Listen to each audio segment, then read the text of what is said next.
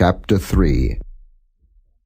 Now the serpent was more subtle than any beast of the field which the Lord God had made. And he said unto the woman, Yea, hath God said, Ye shall not eat of every tree of the garden? And the woman said unto the serpent, We may eat of the fruit of the trees of the garden, but of the fruit of the tree which is in the midst of the garden, God hath said, Ye shall not eat of it, neither shall ye touch it, lest ye die. And the serpent said unto the woman, Ye shall not surely die, for God doth know that in the day ye eat thereof, then your eyes shall be opened, and ye shall be as gods, knowing good and evil.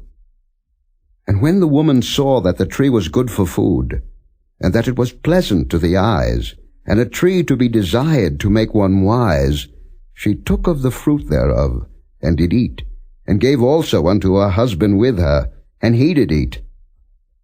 And the eyes of them both were opened, and they knew that they were naked. And they sewed fig leaves together, and made themselves aprons. And they heard the voice of the Lord God walking in the garden in the cool of the day. And Adam and his wife hid themselves from the presence of the Lord God amongst the trees of the garden. And the Lord God called unto Adam, and said unto him, Where art thou? And he said, I heard thy voice in the garden, and I was afraid, because I was naked, and I hid myself. And he said, Who told thee that thou wast naked? Hast thou eaten of the tree whereof I commanded thee that thou shouldest not eat?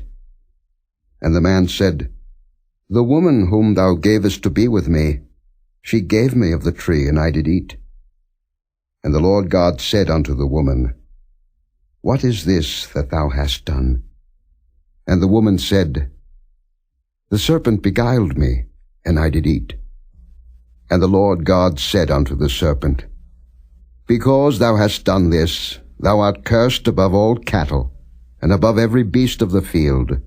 Upon thy belly shalt thou go, and dust shalt thou eat all the days of thy life, and I will put enmity between thee and the woman, and between thy seed and her seed. It shall bruise thy head, and thou shalt bruise his heel.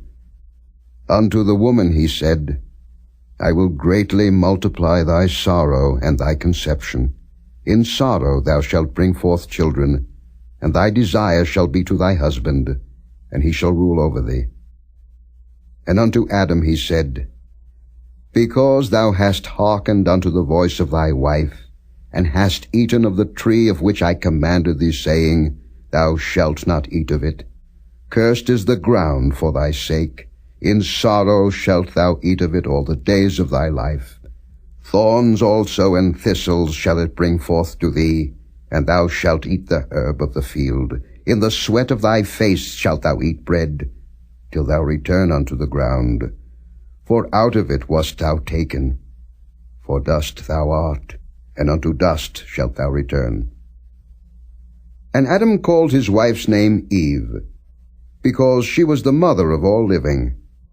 Unto Adam also and to his wife did the Lord God make coats of skins, and clothe them. And the Lord God said, Behold, the man is become as one of us, to know good and evil.